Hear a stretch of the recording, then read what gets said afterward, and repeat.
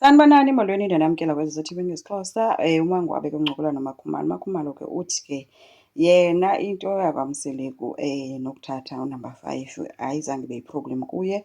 Into eyamjika kakhulu nje kwinto awayenzayo yilaa ngoma wayeyiculetha ngabahamba abahambayo yena bosala beyicenga.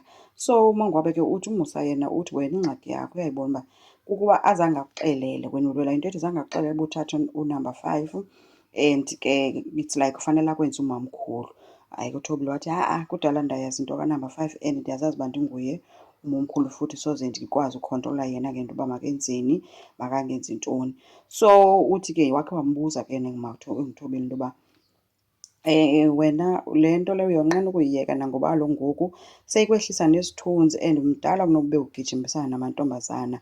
Andiyiboni mna ndiyinto erayithi. Abe sisithi kwanomnye hayi naye uyafuna ukuyiyeka le nto but iproblem yakhe sekukhona umntana. And uMakhumalo uthi ke uyatsho ke into yoba ndathi ke mna hayi into yomntana into engenamsebenzi le ungasuke uyeke ufowukhase kule into yoba uzokwenza kanjani ngokuqhubeka nobomi. Because uthi umangwabe ngoku nam into endandithe ndiyibona uba lo uzothatha noba ngubani na ovumayo uba makazoba ngunamba 5 nje ukuphruva ipoint. Uthi kuMakhumalo watsho kudade uba kaloku enye into ke kwa uSam ke azange amthande but ke nguSam ke owavumayo. So asazi uba wavuma uba amthande okanye wavuma into yoba makazomzalela abantwana. KaMseleku ke leyo. And uthi ke wayesele ke yena ke ethi ke wenzela nale nto into yoba umthathela le nto bakhona abantu bathi bayahamba njengomangwabe wayethe yena uyahamba. And again even if akamthathi kwafuneka ephruve iipointi kuMacele. uMacele othi yena uzawuthi ubudoda bakhe abuqinanga if akakwazanga ukumthatha. Lo uzombona njengefeyila because kaloku umvumele uba makasithathe isitimela sakhe. So akazuandastenda xa ngaba esithi akasamthathanga ke unamba 5. So ke le nto ivele njengempi kanamba 1 nonamba 4. So unamba 1 onguMacele, unamba 4 ongumangwabe. UMangwabe ke uthi ke yena ke wayeyiqonda yonke le nto uba akathathi nje, uthatha nje umfazi kodwa akekho umfazi ongazazalela uMseleku abantwana aba-more than 10 ngoba kaloku into ayifunayo vele ngabantwana. Kuthiwa ke udade wathembisa ukuba soze athathe umntu emzumbe but ke uthi umthathe umntu wasemzumbe kuba ebona indlela uMakhumalo aziphethe ngayo.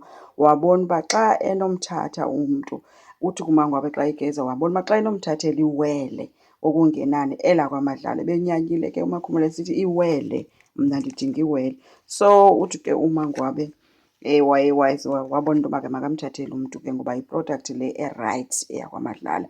Hayi ke uMakhumalo ke uthi no, into endiyibonayo ukuba mna sendiriphleyisiwe kwaMseleku because ukhona umntu osengene kweyam indawo.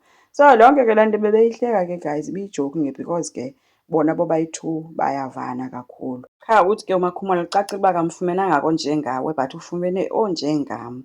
So uthi kodwa ke guys into apha endingayilungisa khona kukuba ke I know mna I'm not replaceable. Akekho oyoze abe nguMakhumalo lo undim. Uthi noba angahlala apho ndihlala khona atye ngecephe enditya ngalo, anxibe into endiyinxibayo, alale nayo yonke into endilala nayo kodwa soze abe ndim.